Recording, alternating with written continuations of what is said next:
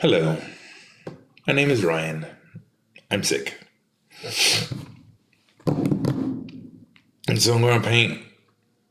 I think I'm going to paint the skateboard over here. I have no idea what I'm doing. But I have this old SMA Rocco 2 that used to be completely and utterly destroyed. And then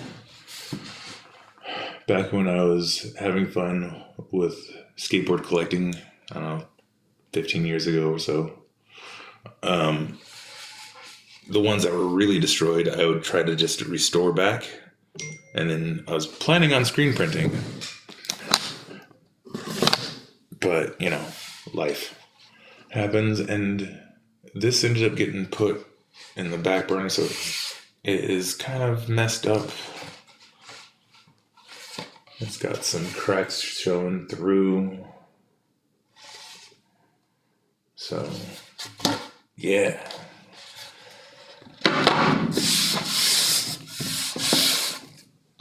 Let's paint this thing.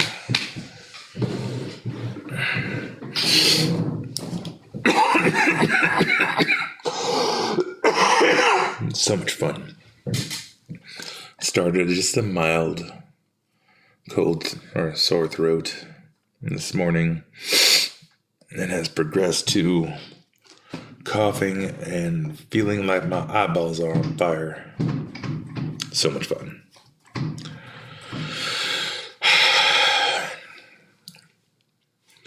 So it has a nice silver backing. I kind of like the messed up chunkiness.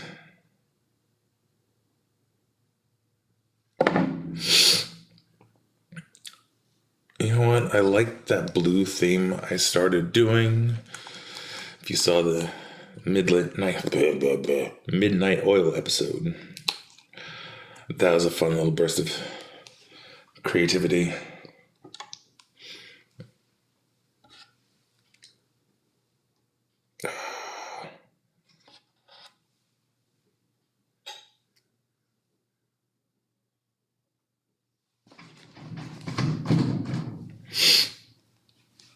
So yeah, I'm sick, and it's so much fun.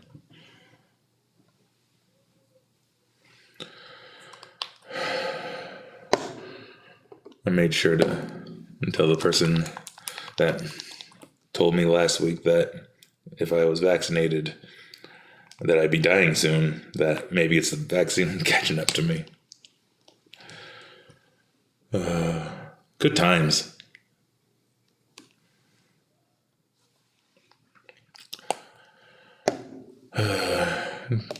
I don't know about you, but I'm actually kind of looking forward to all the nonsense coming forward. Like, not like the stuff that's going to actually impede our rights. That's going to suck. It's going to be a lot of having to fight back.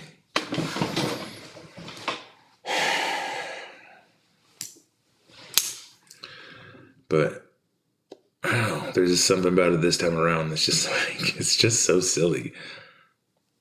Like, I mean, could Carter's funeral be like any funnier and proving that they all do just kind of hang out? I mean, that belly slap from Bush to Obama, Trump and Obama sitting there laughing, having fun.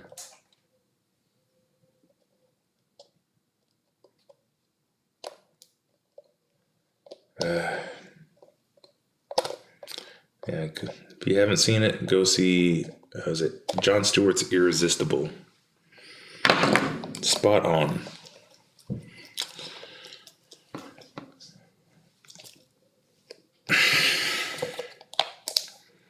It really is. Politics is basically professional wrestling.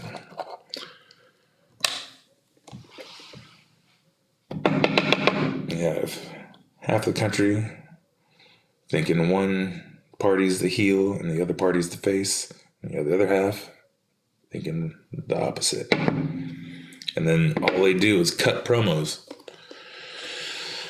stirring up the emotions of the crowd.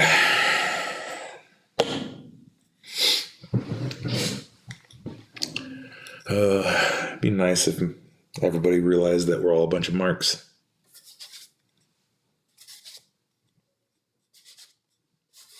And I mean, all the wrestling analogies, like that's been the way American politics have been for a long time. In fact, if you pay attention to wrestling and like to hear how it goes down, how they think of things, I mean, most of the storylines in the 80s was based on American politics. And it's just funny that now we have so much connection to the wrestling world in American politics. I mean, it's inevitable.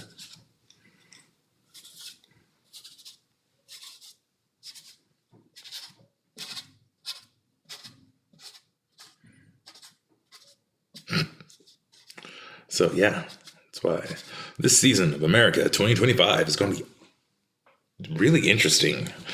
Like, I was about to say awesome, but then I had this flash of like everything that might be going down. Interesting.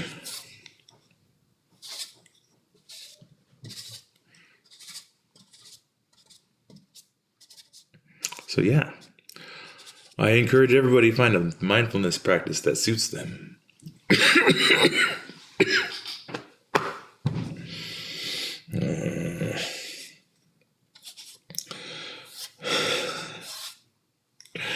Oh my goodness.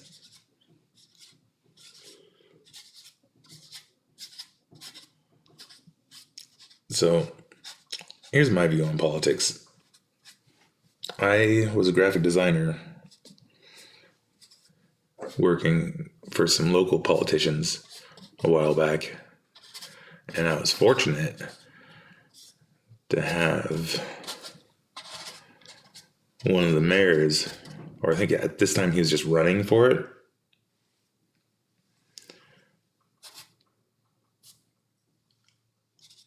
crash a meeting. It was awesome. The guy I was working for, he leaned over and was like, make sure you keep track of and bill for every minute. And then he proceeded to like make this lunchtime meeting go on for about an hour, talking about how silly local politicians are and all the childish stuff that they pull.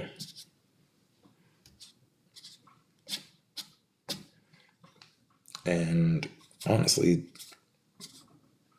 when you realize that politicians are basically less intelligent wrestlers.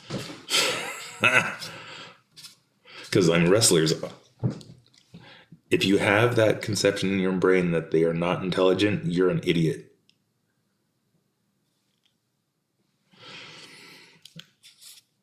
Yeah, professional wrestling is one of the most intellectually demanding and physically demanding forms of entertainment.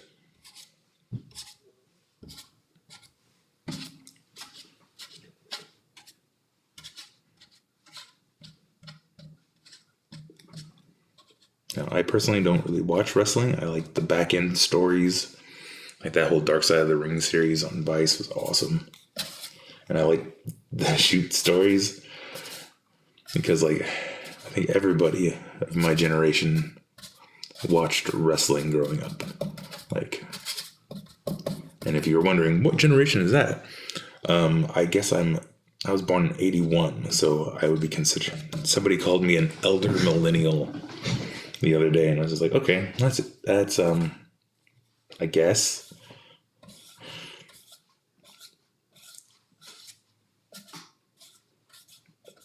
I don't know. But if you grew up in the 80s, you definitely knew everything with wrestling. And it's fun now because they're all doing interviews and they're not holding character anymore. So kayfabe is kind of gone for at least that generation.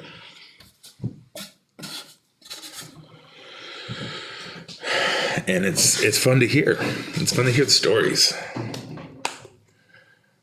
I'll just try to find one and link it, or find some and link it, because there's some good stories out there. I cannot, for the life of me, think of the guy who does it. I think it's out of Chicago. I mean, it's not for the faint of heart. If you are easily offended, don't. If you don't like crude stories that are, very much worthy of cancellation if somebody were to do it today,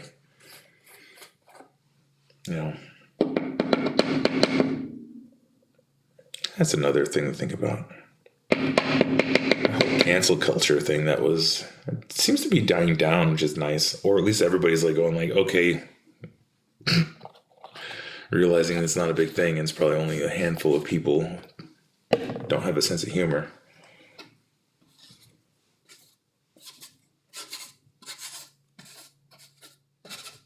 And most of the time, those are the people that just are too afraid to live in the first place, so they don't even have the context. They don't have the experience to know that it's actually humorous. Now, granted, there are some that are just freaking vile. Like with any form of entertainment, as we're all knowing in the news.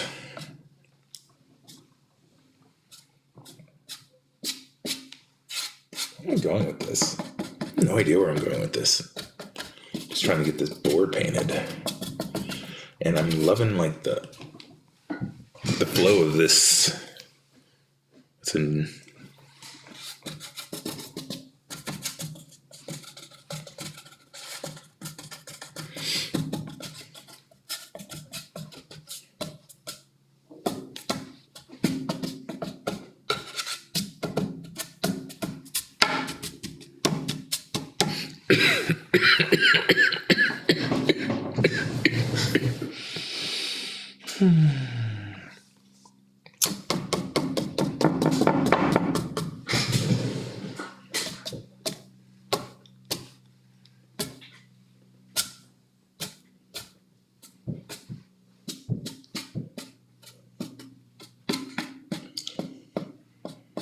yeah, politics, wrestling.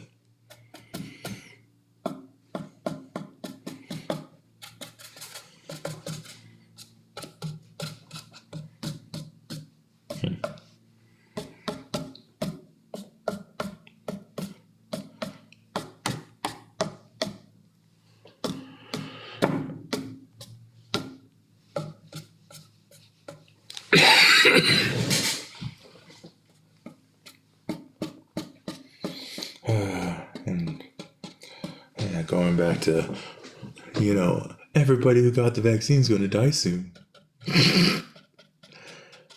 Yeah. Luckily, I came to terms with that a long time ago. Because, death is just a part of life, and life is just a part of death. It's all the same thing, really. And I mean, in my viewpoint, lifetime existence is cyclical.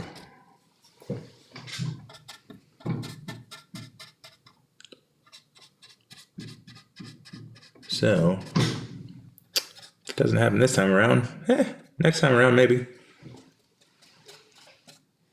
Because there most likely will be another one. And another one, and another one, and another one, and another one, and another one. I heard an interesting concept. I can't remember where, but it's more of like because I mean, there's definitely, or at least it appears to be more of a universal consciousness that people can tap into, which would imply at some point we are all kind of the same. And I'm going to preface anything else by saying I'm talking off top of my head, kind of at my butt. But, I mean, it's a weird concept to wrap one's head around, but if I'm remembering correctly, it was that everybody is the same person, just in a different lifetime. Because time doesn't really exist. And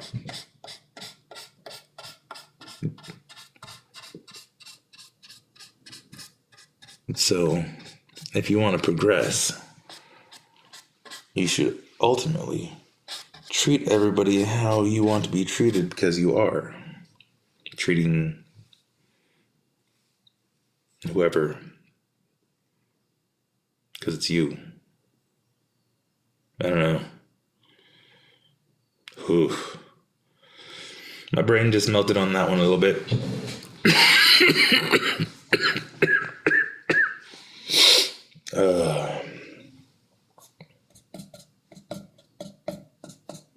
I should probably get back to talking about politics.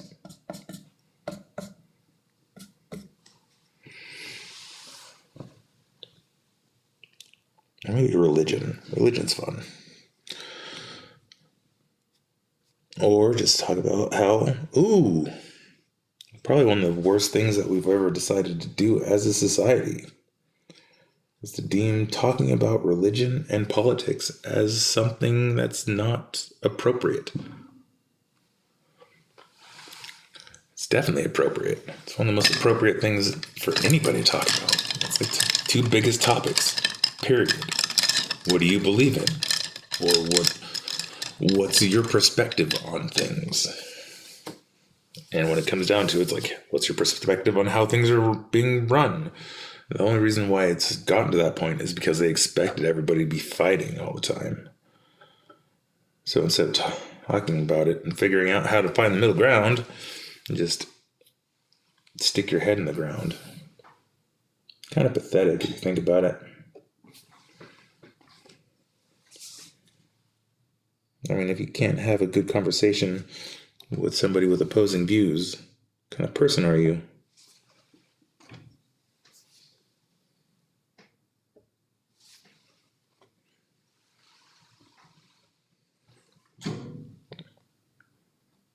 And granted, we don't really have that many good examples in power anymore, so makes sense. Damn it. And you know what? Just so I can get that out of the way, I'm very optimistic that Trump's nonsense and chaos is going to actually end up yielding something good. But by no way, shape, or form would I ever even think of voting for that fool. And I don't understand why anybody would. He's been a punchline for as long as I can remember. And it just makes no sense. But at the same time, I kind of happy that he got in there, because it's just like, do we really want to maintain the status quo? No. Status quo sucks. Like, honestly, that last election was a time where everybody should have just done third party. Where everybody's dissatisfied with both sides. There are other candidates. There's other parties. Show your voice. And I think a lot of people tried. That's the reason why the popular vote went. And I think everybody got on the hate train instead of like realizing that was like, you know what, maybe we should have done that. But everybody wants to stay polarized.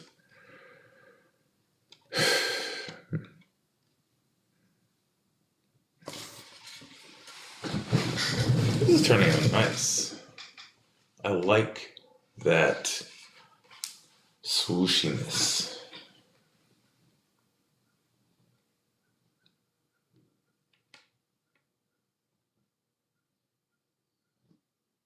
Now, do I want to incorporate? No,